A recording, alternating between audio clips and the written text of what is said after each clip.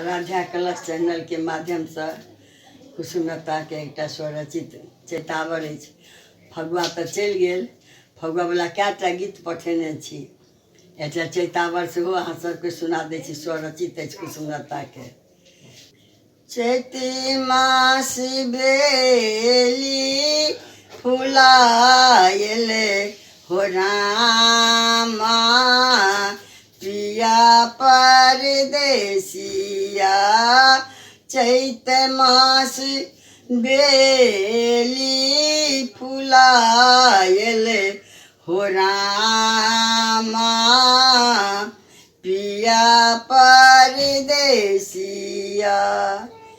सबके बलम सखी गाम घर आए लई हो, सबके बलम सखी गाम घर आए लई हो, मोर पिया भेलई नीर मोहिया हो रामा, पिया परदेसिया मोर पिया भेलई नीर मोहिया हो रामा, पिया परदेसिया।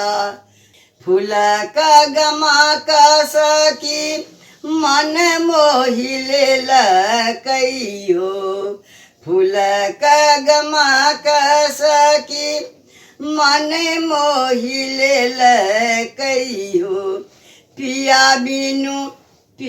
बिनु सोना से जरिया हो रामा, पिया परदेसिया, पिया बिन सोना से जरिया हो रामा, पिया परदेसिया चैत मास बेली फुलाएले हो रामा, पिया परदेसिया।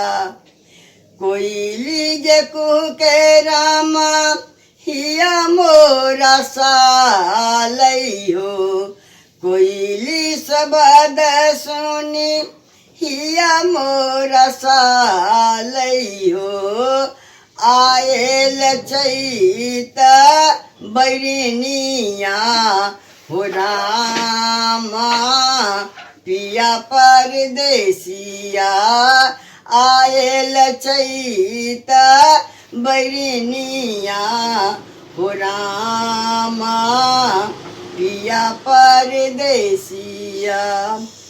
पिहु पिहु रात लगाबे पपिया हो, पिहु पिहु रात लगाबे पपिया हो, पिया भेल केहाना बेदर्दिया हो रामा, पिया परदेसिया हिया में जागल पिया के प्रीतिया हो रामा, पिया परदेसिया।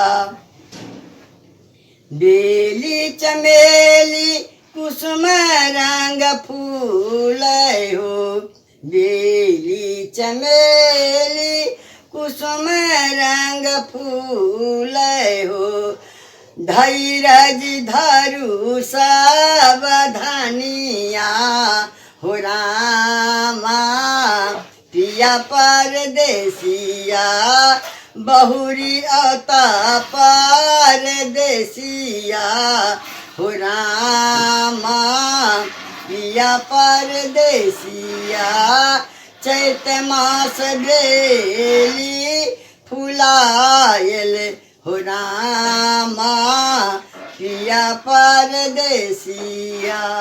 जय मैथिली, जय मिथिला, जय चैतावर।